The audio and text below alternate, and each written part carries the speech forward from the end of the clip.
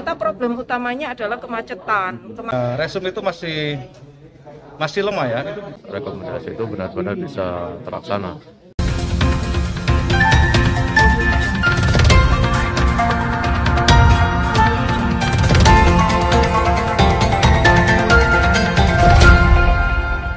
Assalamualaikum warahmatullahi wabarakatuh. Salam sehat dan sejahtera untuk kita semua.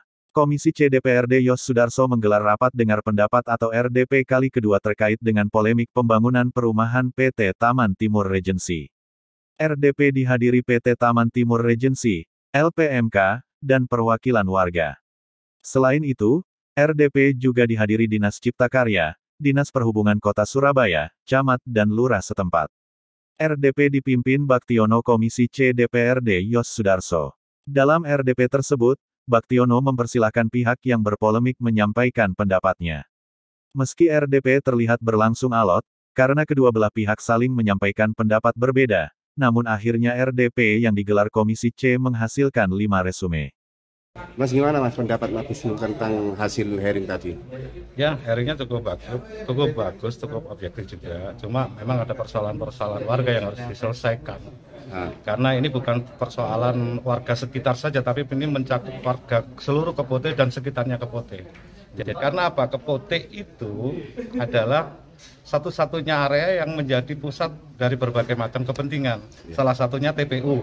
Kemudian ada Tinja, ada beberapa fasilitas pemerintah kota yang ini untuk pemerintah kota. Mas tadi kan menghasilkan resum ya? Iya. Bagaimana dengan resum itu tadi? Menyikapi itu?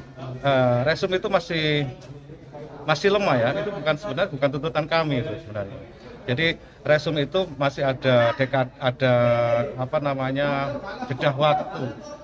Sedangkan persoalan warga di situ itu tidak bisa diundur-undur gitu. Kemacetan itu tidak bisa diundur, itu realistis gitu. Tapi ini kemungkinan solusi jangka pendek, resum jangka pendek untuk bagaimana menyikapi itu? Iya, saya mengikuti aja resum jangka pendek karena apa? Itu analisa para dewan, para pemerintah kota itu saya kira analisa yang cukup bagus. Tapi kita buktikan aja nanti seperti apa nanti dari realisasi resume itu tadi, itu aja. Mengikuti hasil rapat, gimana kesimpulannya Mas? Jadi kesimpulannya adalah terkait dengan masalah kemacetan tadi sudah dibahas, ada beberapa rekomendasi jangka pendek, menengah, dan panjang. Kami berharap sebagai warga rekomendasi itu benar-benar bisa terlaksana, bukan hanya sekedar wacana. Karena selama ini kita ngomong kemacetan itu sudah berpuluh-puluh kali. Ya mudah-mudahan ada realisasi. Banding gimana? Banding hasil kesimpulan rapat tadi?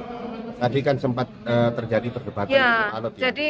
Jadi memang pertama kali mereka yang mengedepan itu adalah kompensasi dari warga, entah itu terkait dengan kompensasi dana yang dari pihak pengembang sudah menyampaikan 250 juta, sanggup sampai 450 juta, tinggal nambah 200.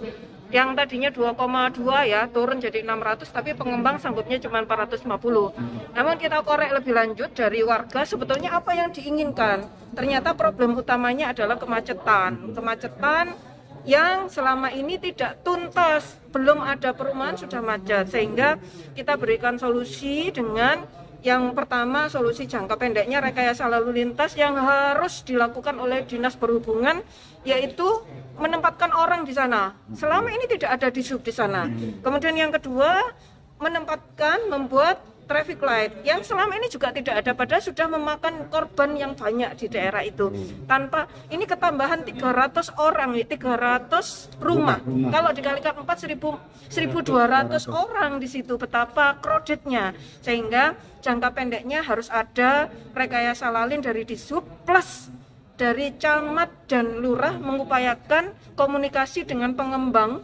Salah satu pengembang yang di situ ada tembok yang menyebabkan kemacetan juga. Jadi dari dua arah dijadikan satu arah sehingga diharapkan tidak macet. Itu jangka pendek. Jangka panjangnya kita akan kawal untuk proses pembebasan lahan sehingga terjadi pelebaran, karena di situ perlu diketahui akses jalan ke TPU Keputesa Surabaya, akses jalan ke pengelolaan Tinjasa Surabaya. Jadi warga ini sebenarnya sudah banyak yang dikorbankan, sehingga pemerintah kota harus mau tidak mau melirik, menoleh, melakukan proses untuk membantu warga setempat supaya ada pembebasan lahan. Nanti kita lakukan kebetulan kita semua sebagian besar di Banggar, kita dorong di APBD perubahan 2022 atau murni 2023.